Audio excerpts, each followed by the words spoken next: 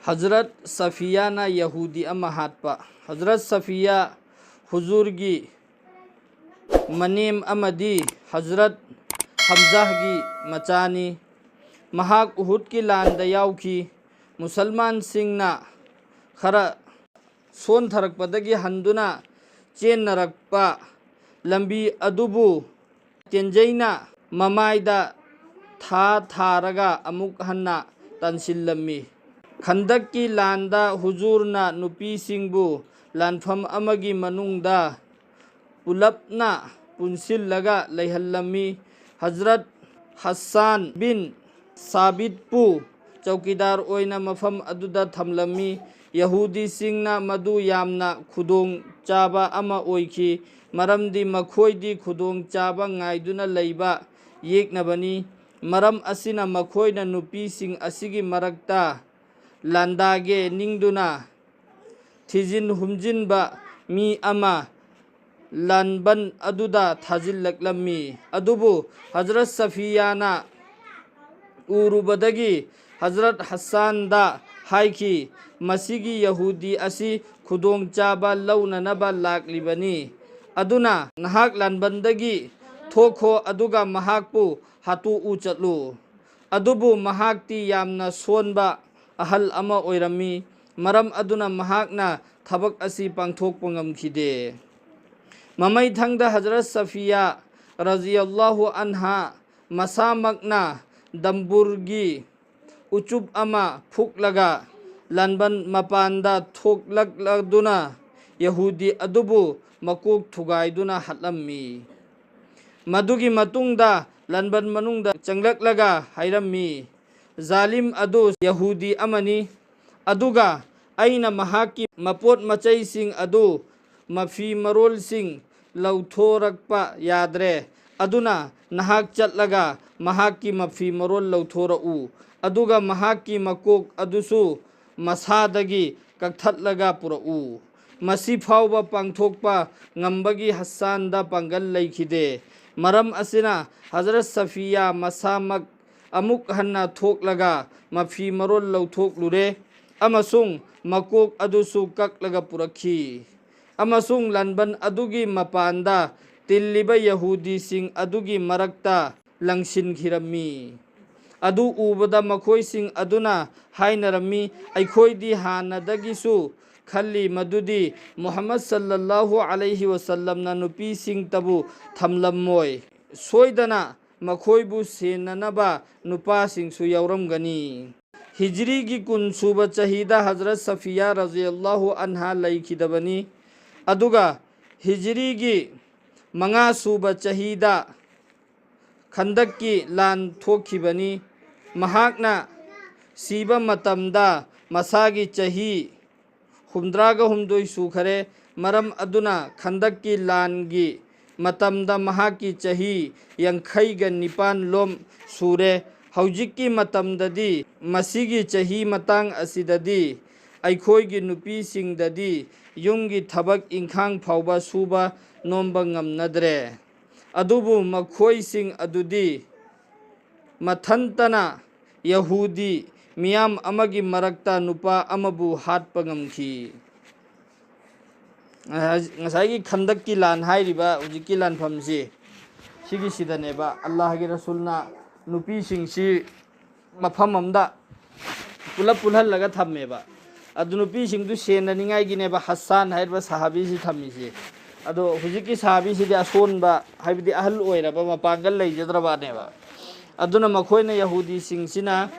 hairiba ngasaigi nupi sing leifamdu aduda landaba taradi lansi mohoina ngamgani na mohoina khalleba.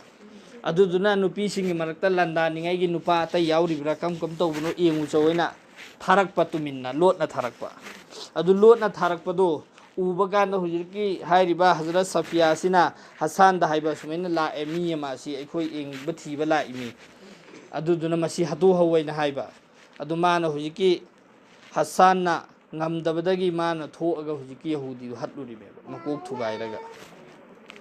Adu matamduda hujiki hairiba Hazrat Safiya si magi chahi yankhaiga nipan surameba. Chahi yankhai nipan surab kandaneba mana hujiki Yahudi du hatlido Khandakki lan hairsi. अदो अखोइना लान सिगी मतंगदा अल्लाह की रसूलगा अमदी कुफार सिंगा लानफम कया थेंगनखियबा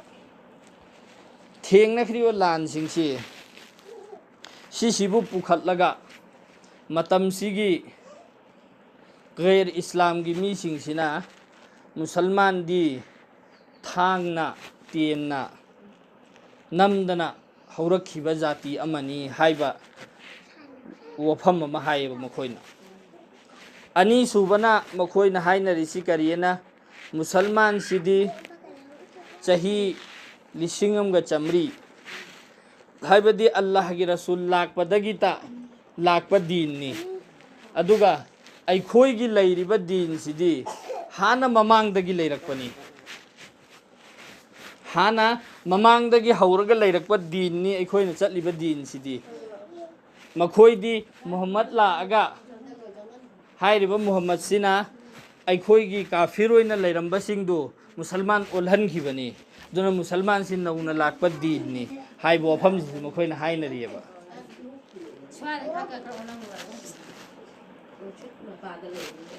नुंसित मपादा लैबा हाइबा nga ko armale nungsit mapada lainingba ina matay da laide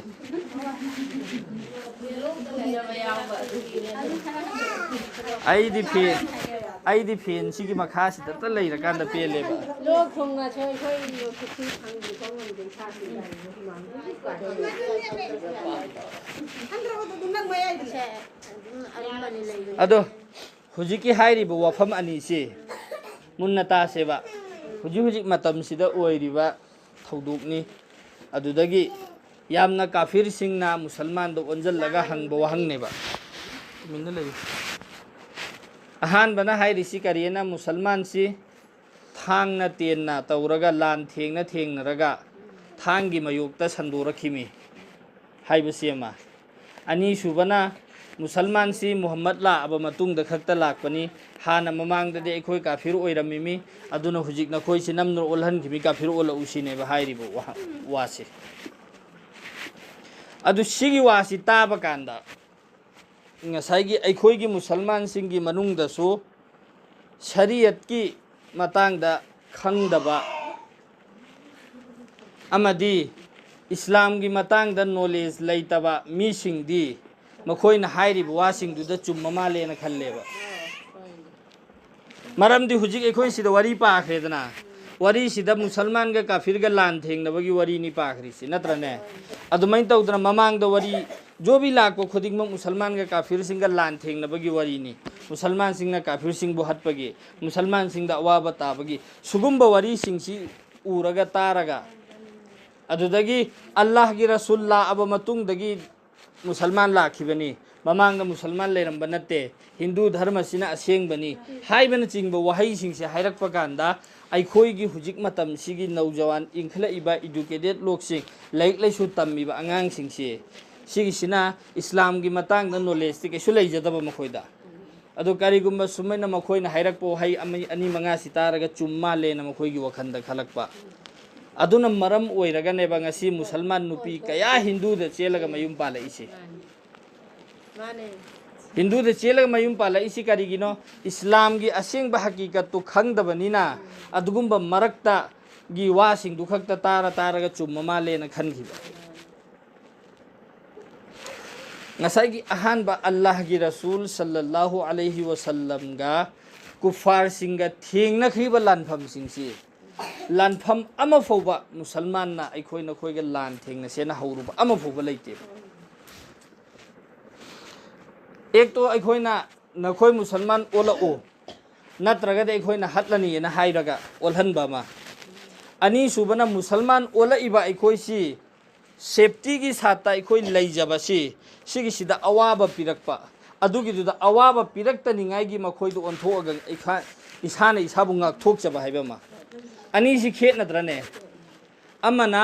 आइगी थवाई कन्निंगाइगी दमक्ता मखोयना अखोयदा अवाबा पिरकपदु ngakthokjabनेबा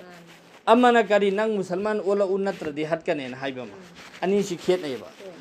अदो उहल्लिसिना करिनो मयामदा मुसलमान सिंगसी मुसलमान ओलक तबम खोय हटलने न की हल्लगा मुसलमान ओलहल्लकपनी न उहल्लिमेबा हालाके थेंगनखरिबा लनफम खुदिंग मक्सी थेंनख्रिब लानफम खुदिंगमक्सी अल्लाह के रसूल हौरुब नते मखोइगा अल्लाह के रसूल गा लैनब मुआहदा हाइबदी याजन्नब म पुरा अगनेब लैनरिसी समना हाइरब कांदा नखोइगी चही अमदगिना हाइबदी चही अम फौसे नखोइगा अखोइगा लान थेंनदबा नखोइगी मरक्ता अखोइगी मिला असु नहोइना थादोरकपा नखोइगी मिला असु अखोइना थादोरकपा सुगुम यानबमगा लैरनी अदुगा मखोइना हेक्ता दु यानबदु थुगाइरकपा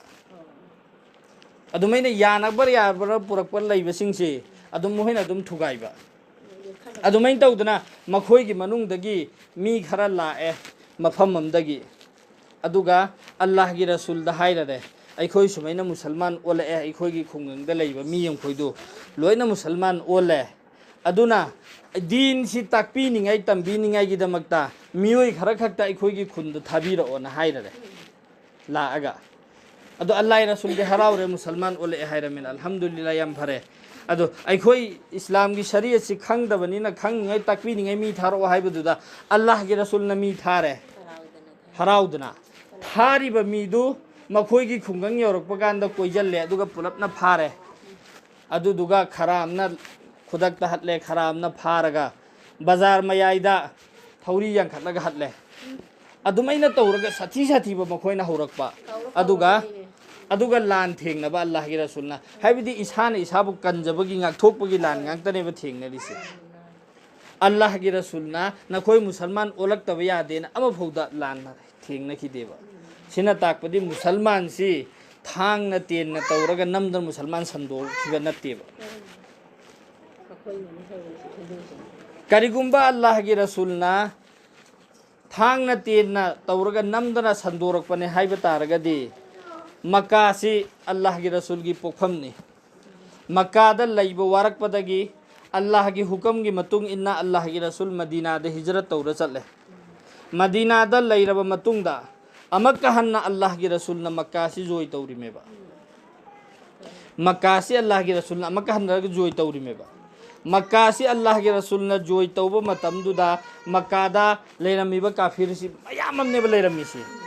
अदुगिदो अल्लाह के रसूल न काफिरम खोइ नखोइना इंगोंदा मयाम अमा लाकना रखरे नखोइना अखोइदा मयाम अमा लाकना रखरे अइबु युमदगी तानथोरखिमनी नखोइना अइगी करी तौबुं खोइ अइगी मतुंग इनबा खोइ हटखिमी हुजिक्ति नखोइ अइना ngममिना नखोइ कम तौबुनु एंगोना अल्लाह के रसूल न मखोइदा लाकना खिदेबा मक्का से जोई तौरगा अल्लाह के रसूल न मक्का से द चंगप मतमदा अल्लाह के रसूल से लुक थरगा चंगेबा अदुगा मफम दुदा लैरमिम खोइदो अल्लाह की रसूलना कना कना गुम्बा मीना मसा मसा की मयुम मनुंग द चंगजलगा थोंग थिंगजनखिम खोइदो आइना कोकपीरमी कना कना गुम्बना अबू सुफियान की मयुम द चंगखिम खोइ आइना कोकपीरमी अदुमै तौदना हायरगा लोइना म कोकपीखरिबेबा मीम थात नतेबा हालांकि अखोइना खोइदो ओइबा तारगदि नत्रगसु हुजिक मुसलमान द एंजलिबा काफिर मखोइदो ओइबा तारगसु मखोइना ngमदद लैरमबदगी ngमकपा मतमददि बदला लौगे से हाइगनेबा मियोइबगी थमोइदा अदुबो अल्लाह की रसूलना मसाना ngमबा मतमदो अदुदसु अल्लाह की रसूल बदला लौखिदेबा अदुना सुगुम्बा संदोरकपा वासिंगसि तारगा हुजिक अखोइगी नौने इंखलइबा स्कूल काबा मितै मचासिंगा लैमिन्नबा सिंगसिना कमै तौरि हाइबकांदा चुम्मा लेन हेक्ता खनबा इस्लाम दो ओइरिसिना करिनो खंगदबा अनि सुबना करी मुसलमान सिंगसि मुहम्मद लाक अब मतुंग दैतनी मुसलमान हौरखरिबा हाना ममांगदि काफिरनि लोइनो ओइरम्मिसि नखोइसि नमन ओलहनखिबनि नखोइसु काफिरनि अदुना हल्ला काफिर ओलो उसिनि हाइरसि अदुगिने हुजिं होइना ताउ सि सुगुम्बा वासि ताबा कांदा ममांगी हिस्ट्री वरी खंगदबा मीनदि तारनि अखोइगी मुसलमान की मनुंगदसु चुम्मिने अल्लाह की रसूलला अब मतुंग दतनी इस्लाम से ममांग ददी नत्तेने हाइबगुम्बा मखोइगी वखंद लाएबा हालांकि इस्लाम हाइरिबा पोसिदी अल्लाह रब्बुल इज्जत ना हजरत आदम अलैहिस्सलाम सि सेमबा मतुंगदा फरिश्ता सिंगदा सजदा तौहल्ले अदुगा अल्लाह ना हजरत आदम अलैहिस्सलाम सि दुनिया दा थारकबा इंसान पुनमकी मकोकनेबा माना मपानेबा हजरत आदम अलैहिस्सलाम सि दुनिया दा अल्लाह ना थारकबा मतमदुदा मुसलमान नेबा मासे अदुबु हजरत आदम अलैहिस्सलाम दा सजदा तौवा याखिदबा शैतान दु तोंगाल लैखि मासु दुनिया दा लान थारखि माना थौजन बदगी मागी धोका दगी हजरत आदम अलैहिस्सलाम की तुंगदा लाक मागी मचा मसू सिंगदा अमका इस्लाम से नत्तबा अतोप धर्म द बुत्त करीदा लाटपा मु हौरे हौरक पदगी अल्लाह ना अमका हल्लगा अतोप नबी एमा मु थारे हैबदी अल्लाह ना मथंग मथंग नबी थारे इयबा नबी थारे इसिना करिगिनो हाय मतमदा शैतान ना थौजल लगा गुमरा ओइहनख्रबा अल्लाह दगी ओंथोअगा अतोपद लाटहनख्रबा मियोइ सिंगदु अदुबु अल्लाह की माइकई द कौजनिंगाई की अल्लाह ना नबी थारे इयबा अदुमैना अल्लाह ना नबी सी मथंग मथंग मथंग मथंग मथंग थारकपदा चौराक ना नबी ला अमगा लिसिंग कुन मरी ने अल्लाह ना दुनिया दा थारखरिसे बुट लाट पे हौरकपगा अल्लाह नबी थारकपा बुट लाट पे हौरकपा अल्लाह नबी थारकपा अदुमैन तौरगा तुम लाखरिमेबा दुनिया से अदुगी मतुंगदा अल्लाह की रसूल की ममांगदा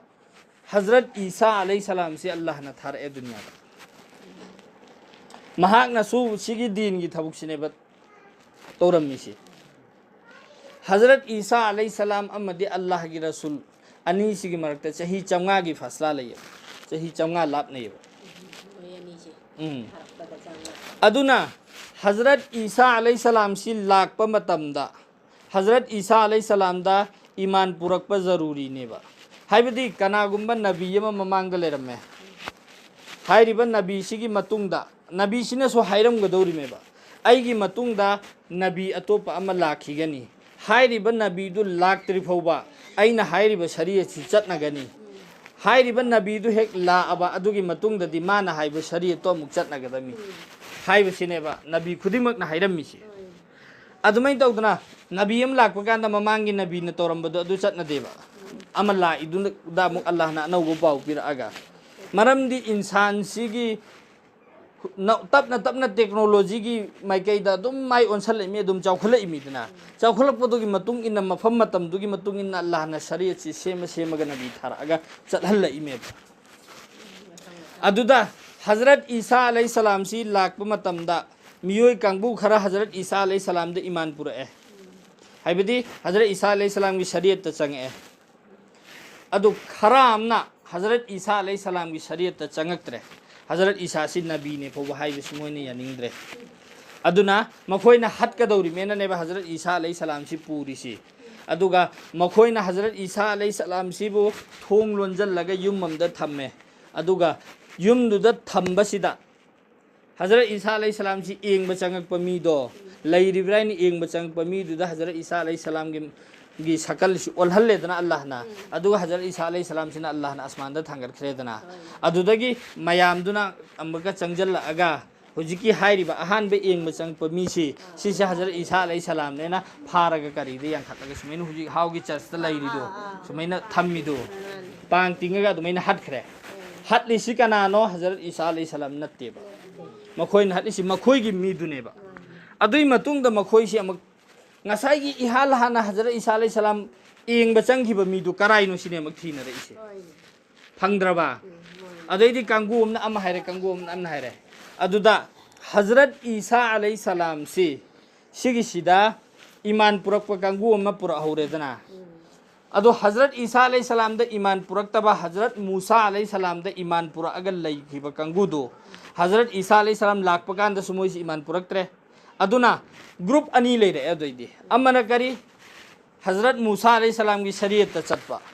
अमना हजरत ईसा अलैहि सलाम की शरीयत चतपा अदुने ब यहूदी नसारा अनी ले रहे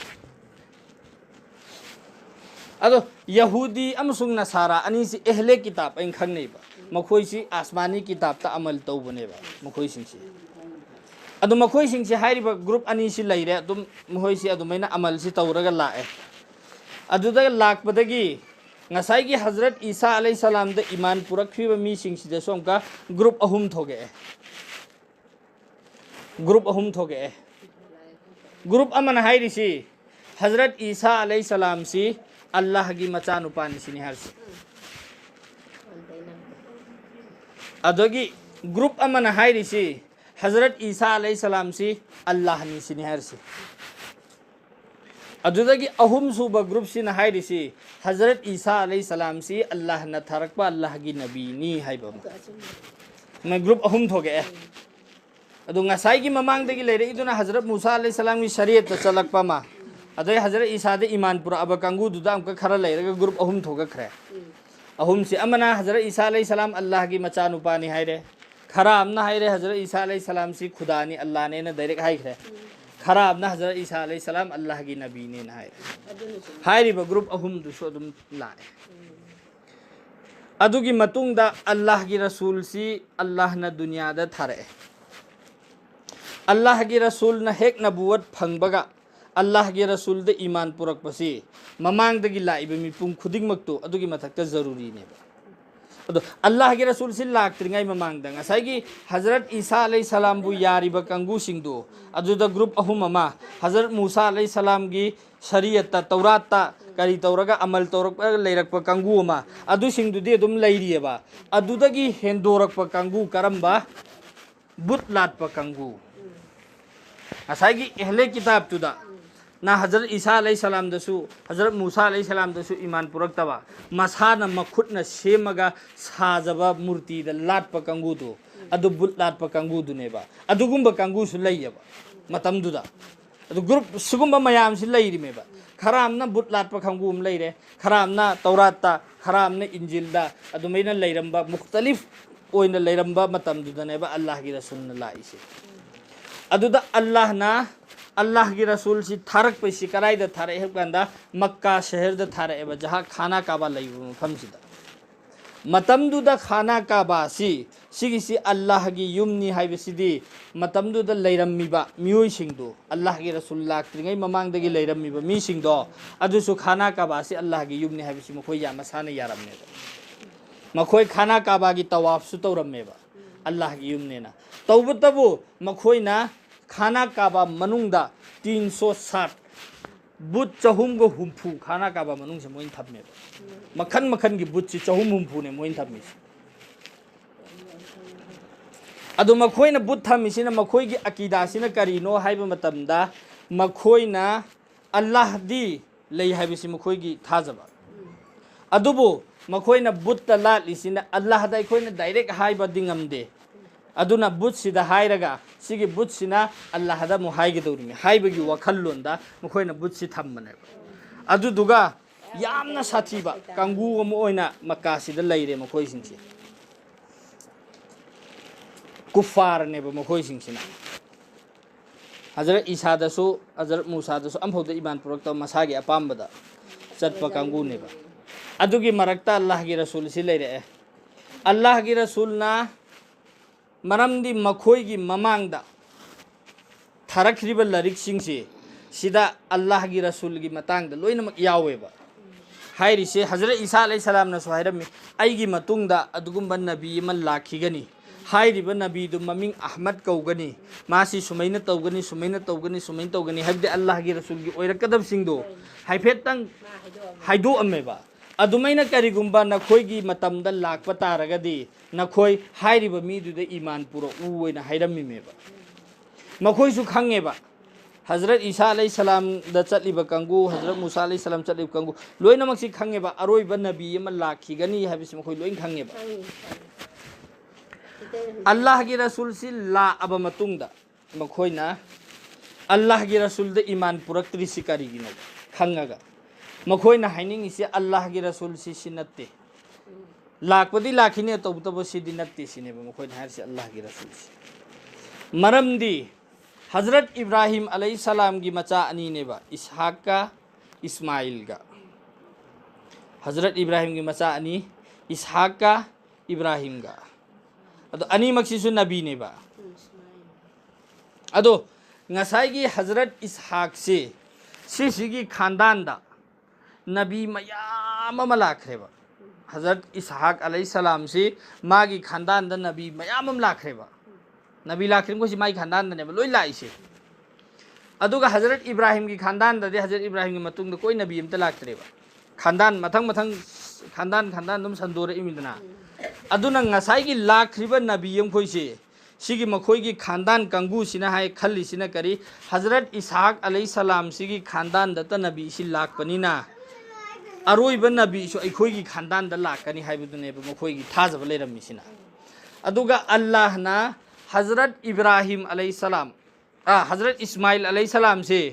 मागी खानदान से अदुम लाकदो अरोइबदा अल्लाह की रसूल से हजरत इस्माइल अलैहिस्सलाम की खानदान दा अल्लाह ना थारकपनेबा अदुना अतोप खानदान दा लाइसि करिगिनो हायरगनेबा मखोइनि ईमान पुरक्त्रिसे अल्लाह रसूल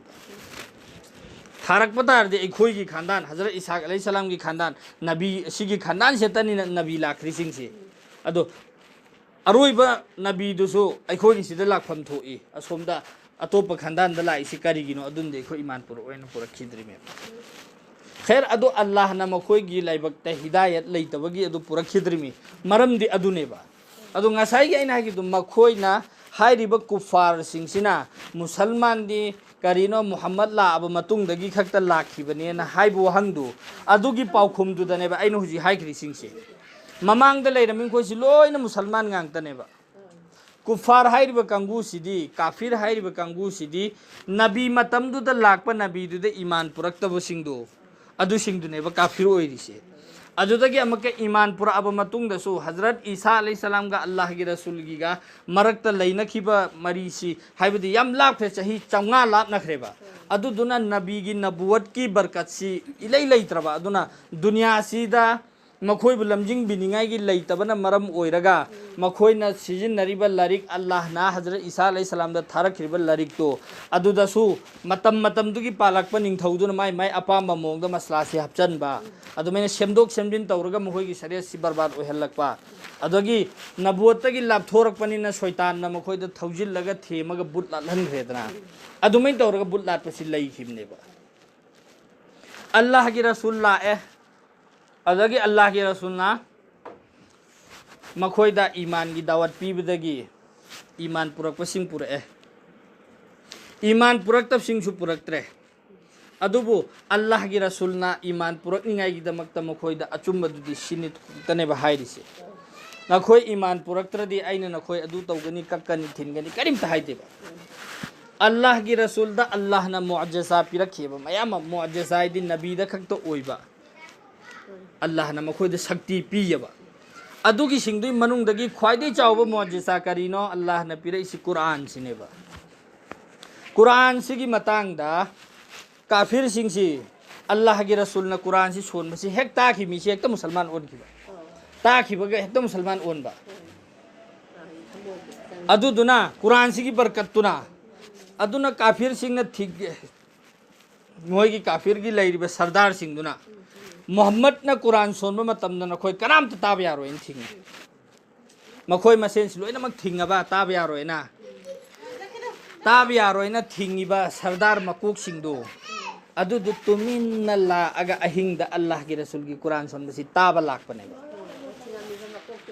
मकोक सिंगदो अदुदुना मोहयना खल्ले आइसु खल्ले लोइनमक थिंगथनेना कनामता लारोय तोंगान तोंगान माइ मागी कनामता लारोय ना खल्लेदना अदुदुगा लाए लुम्मगा ताबा कांददि अमंबदु हाय नंगदि से कैदौरमिबा ना मखोय मसेनता थेंगनरेदना अदु मोहय मसेन इकाइनरे अदुगा अमका हायरे हयेंगदै लारोयसिको मोहय मसेन हायनरे फरे लारोयसेन हायनरबा मखोयसे हन्नखरे इकाइनदना हन्नखरेदना नोंगालगा अमका मोहय तखलिसिं ना ngarang haina khabina hayengdai la roi sa haira men mohoi ahum amdi la roi ai chat lage na chapman mohoi ahum mari mak adu main khalle dana amka la amka thengnar haibadi makhoi allah gi rasul na pura ibad din islam se achum bane haibisi makhoi toini yari me adu makhoi chat ning da bagi chat ning dri sigi maram se kari gi no hai matam da kari se abu jahal har se Abu जहल सिगी सिदा माना लोटना तुमिन्ना कुरान सि ताब चतपा हिदा अबू जहल की नुपी सिना मंगोन नोक नयबा नंगना नोंथिनदना मोहम्मद की मतुंग इनबे यारोय अदु तौबे यारोय ना लाउ खोंगी अहिंगदना तुमिन मोहम्मद ना कुरान सोन बताब चतलिदुबो नमाय दु इकाय द्राय नमाय नुपी सिना नोक नयबा अदो हुजिकी अबू जहल सिना हायबा माय नुपीदा हाय अपंगबी लाउनु नंग खंगबते असी नबी नि असेंग नबी नि से माना सोली से अल्लाह की कलाम नि ताब कान थमुई से बोंगम ओलिमी एना हायबा अदु नंग असेंग बने खंगदी मंगोन द ईमान पुरा अगा माई मतुंग इनबे यात्रा इन हाई बने बा अदुदा करेन हाई अस नंग खंगमते तुमिन लयु मंगोन द हेक पुरा अब माना सोलिबा कलिमा से हेक सोलुरबा अइना तौनिंग तौरसिंग अमता यारोइदमी अदुगिने अइन पुरक्तरि सेन हाई करिगी अइगी इसागी अपाम्बद पुंसी लेलिसी यारा अरोय अदुदुना अइ ईमान पुरक्तबि वानी मा असेंग बना बि नेदि अइ खंगेन मा मसाना हाइरिमे माइ नुपीदा अदुमैना मखोय सिंगसी अदु तनतना अल्लाह की रसूल दा अल्लाह ना मोजेसा मैम पीयेबा अबू जहल सिना लुंग पूरा लाए मखुत्ता लुंग सि पायरे तुमिन्ना लोटना कनाम फु हंदु दा पायरखरेदना अदुदुगा लोटलागा सुमैना हायरे अदुगे ए नबी ए मोहम्मद नंग नबी ने नसान नसाबु हाइब नत्रा अदुदि फरे आइगी खुत्ता पायरिसि करिनो नंग हायरा उसिनि हायरसि नंग नसि हाइबगा मदे आई नंगोंदा ईमान पुरे आई पायरिसि करिनो सि नंग हे हाइबगा मबा आई नंगोंदा ईमान पुरे नंग नबी ने आई हाइबिगे नंग अदु हायरो नबी ओरदि खंगदमे आई पायरिसि करिनो हायुसिने भारसि अदुदा अल्लाह के रसूल हाइबा आई चिन्ना हायरा उरा नत्रगा नंगी न खुदना पायरि दुबु हायल्ला उरा सिने भाइरिसि अल्लाह रसूलना नंग न खुदना पायरि दुबु हायल्ला उरा नत्रगा आइना हायरा उरा सिने भारसि आई खुन पायरिसि हायल्ला उने सिने भारसि अदुदा मागी मखुदना पायरि लुंगदु अदुना ला इलाहा इल्लल्लाहु मुहम्मदुर रसूलुल्लाह लुंगदुना कलिमा सोले एदना खुद एने लंगथो अमगा नंग सिदि अचौबा जादूगर निने ना हायरम मचखी ईमान पुरक्तरिमे तौरागना करी जादूगर ने हाइबा नंगसे अचौबा जादूगर निने इमै माइना हायरम हुंदो मचखी लुंग अदु तनतना मखोय कुफार सिंगसिना अल्लाह की रसूल दा मैम वहंग कया हंगेबा नखोयना नंगना नबी ने हाइब तारगदि फरे थासे नंग तंखाय तहल्लो ना हायरे नंग नबी ने हायरदे अमता थासे तंखाय तहल्लो अखोय यारगे सिनी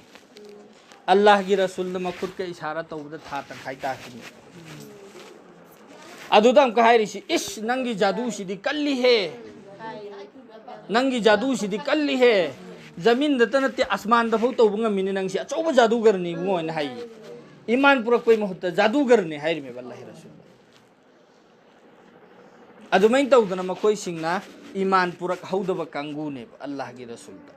नियम दी ममांगी लेरमीबा शरीयतुदगी अल्लाह की रसूल लाकपा मतमदा अल्लाह की रसूल द ईमान पुरकदबदो मखोयना पुरखिदमेबा अदुदा अल्लाह की रसूल से अरोइबा नबी ओइना थारकपनिना अरोइबा शरीयतो अल्लाह की रसूल द अल्लाह ना सिन्नरकपनेबा अदुगी अरोइबा शरीयतुदा अखोयना अमल तौरा लैबनेबा अदुदा खंगदबा सिंगदा अखोयगी मुसलमान सिंगी अपंगबा सिंगदा थेमगा काफिर सिंगना नखोयदी सही करी दैता होरकपनी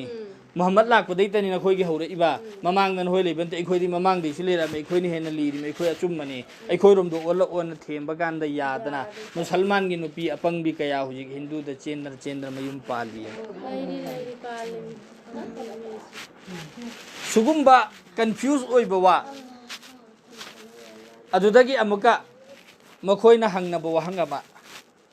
अल्लाह की रसूल सल्लल्लाहु अलैहि वसल्लम से सिदा मखोयना काफिर सिंह हायरि करियना नखोयगी मुहम्मद तुना नखोयदा नुपी मरी थीबगे अयाबा पिरम्मे मा मसाना नुपी 13 थीरा लेरमिदुना कम तौरबा तो हंग इसे अल्लाह रसूल नुपी 13 नि नत्रो अदो नखोयदना मरी हायरबा मसाना नुपी 13 थीरा लेरम्बा मासे नखोयना नबीने ना हायरिसे उरुबाइना हाइबदि करीब नबगी मोंगदा अदुगुम्बा वहंग से हंगे अखोयगी मुसलमान सिंगी भोले भाले शरीयत करीनो कराइनो खंगदबा मी सिंगना खनबा कांद चुम्मीने अमखक थीरसु याबदु इस 13 थीरमिने अखोय मुसलमान दसु अदुम्बा खलकपा यावेबा यावे से मसिन दे हाइबा मिसु यावे अदुगुम्बा खला इसी करीदगिनोबा मोहैना खलकदौरिसि अल्लाह की रसूलना नुपी 13 थिरमे नखोयदना मरी खक्ता हैरमिमी मासी अदुगुम्बनी अदुनी अदुनेना हाइबिरे अदुदा अखोयगी मुसलमान की अपंगबसिंगना चुम्मालेना मखोयगी वखंदा खल्ले अदु मी काफिरना हाइरे इबवादु चुम्मालेन मखोइगी वखंद खलक बतारगदि मखोइगी थमोइद ईमान लैखिद्राबा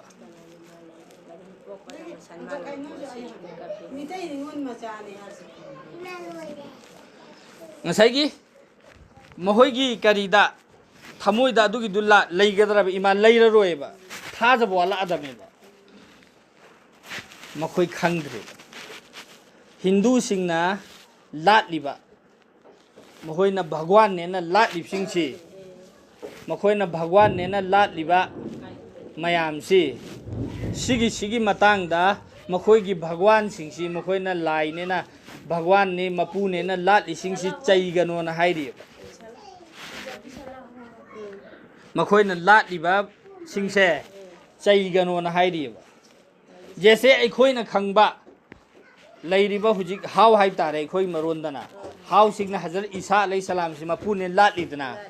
अखोइ अल्लाह की नबी नि खंगबनिना अखोइ हजरत ईसा अलैहि सलाम द चैरुदेदना अदुमैना तौदना अल्लाह न दुनिया द थारख्रिसि नबी ला अंगली सिंकुन मरीनेबा चौराकना